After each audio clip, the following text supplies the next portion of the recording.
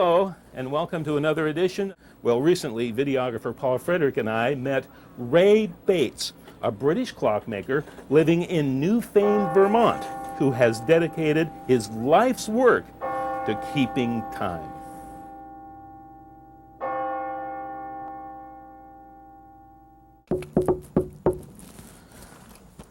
It's Monday, right? Yeah. Funny. My watch has stopped. Well, oh, here we go. Hi, Ray. Is he in there? How are you? Fine. Can we come in? Sure, come on in. For a couple of minutes. Mind the ice. Yep. Come on in, Paul. Ooh, look at this. That's the workshop, huh? That's right. That's where we do it all.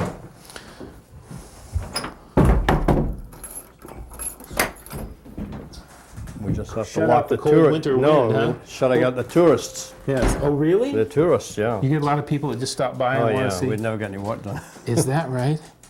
Tell me what we're looking at. I'm surprised. I know you know a clockmaker I thought would have much more delicate instruments, Well, but we do. You're looking at the biggest lathe. This is a South Bend. a lathe. Yeah, So you actually can make a clock from scratch. from scratch, Yeah. or repair one that's hundreds of years old. Well, we have to make all our own parts, so it doesn't matter whether we're making them for an old clock or a new clock. You got to make the parts because you can't go down to the hardware store. That's right. You can't buy clock parts for 300-year-old clocks.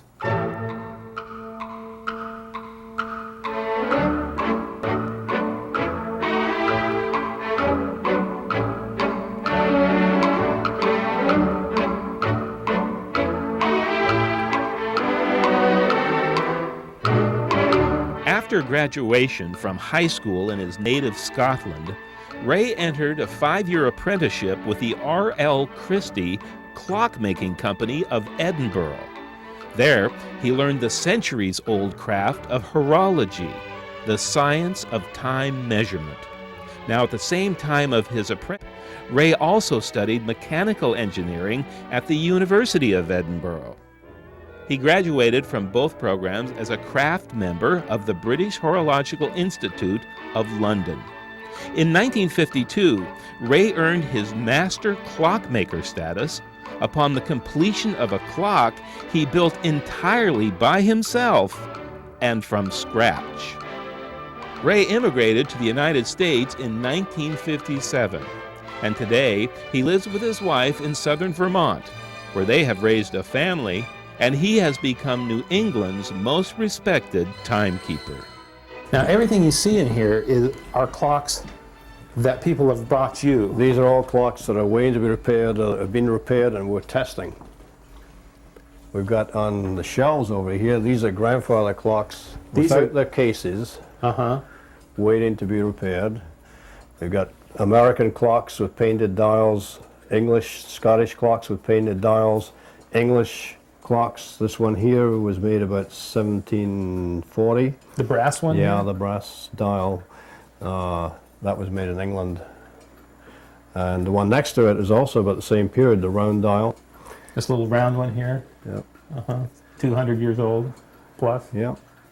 What? In the corner here, that's a Simon Willard, who was the father of American clockmaking in Boston. Good home for it.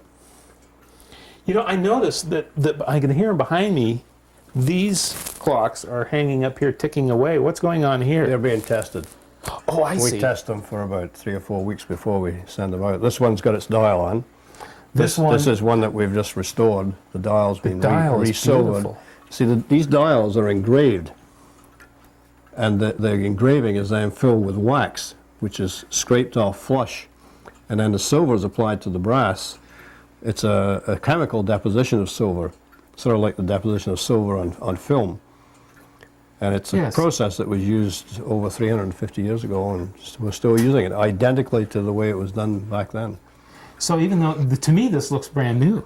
Well, it's... This face. Yeah, it's got its patina, though. See the patina of the brass? Yes. And this eventually will dull down just from oxidation. And so you've worked on this and restored it to what it... restored it to the way it was originally. And now you hang it up here. And we test it. We regulate it, make sure the strike and everything is working properly. I'm struck, too, by these beautiful mantle clocks here. Yeah, well, you have quite a selection here. This is an English bracket clock.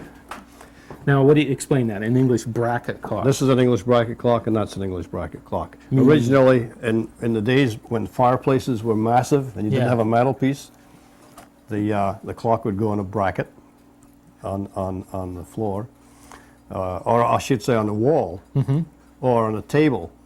And you can see with these that they were designed to be seen from all sides, because they're elaborately engraved. This one's fairly simple, but it's still made so it can be seen. And the handle was to enable you to carry it upstairs to bed at night time, since these were pretty exotic and expensive, so you usually had one clock to a household. So you'd have that in one hand and a candle in the other, probably. Yeah, probably. Antique clocks are not the only timeless treasures that Ray restores. Anything with a clockwork mechanism from any century can be repaired or completely reanimated by Ray Bates, be it a child's hurdy-gurdy from the turn of this century or a rare music box from the middle of the last. Ray can get them up and running again. All it takes is his considerable talents and a little time. Yeah, they're really fascinating. How long can a well-built clock last? Thousands of years, as long as there's somebody around to keep them maintained. I mean, a lot of these clocks are close to 300 years old, if not actually over 300 years old, and there are some that are over 400 years old. I have an old wall clock. It keeps time, and it's been part of the family for a couple of generations. What do I need to do? Well, any mechanism needs to be lubricated. You wouldn't drive your car without changing the oil periodically. And people forget that clocks, because they run so well and apparently inexorably, they do eventually stop. But before they stop, they should be oiled rather than waiting until they stop from just plain wear. So once we've overhauled a clock, we recommend that people have the clocks re-oiled every 5 years. And that keeps them in pretty good condition. And that, to re-oil a clock, have a professional like yourself do it? Rather than me climbing in there with a can. Yeah, right. No WD-40, please. Okay, because that's probably what I would use. A lot of people do too, and it's a mess to clean out. Are you working on, I understand that your son, Richard, is apprenticing with you, and that he's at the other end of the house. That's right. Where there's another room with more clocks. Another workshop, yeah. Another workshop. Can we take a look at that? Sure, by all means. Great. Let's go down this way then. According to Ray Bates, the British system of apprenticeships to clockmakers is all but gone. But in the Bates household anyway, the centuries-old tradition continues for at least one more generation. Here, the past and the present come together in hopes of keeping the future right on time. The fact that these clocks were all made by hand, they're all made with one man's hands, minimal machinery, it's a piece of history, living history. I mean, you're in touch with the person who made it. When we work on a clock like this, we really feel a connection to the guy who made it. Mechanically, when a clock leaves here, it's as good as it was when it was made. We bring it back to the original mechanical integrity. We retain as much of the original as possible.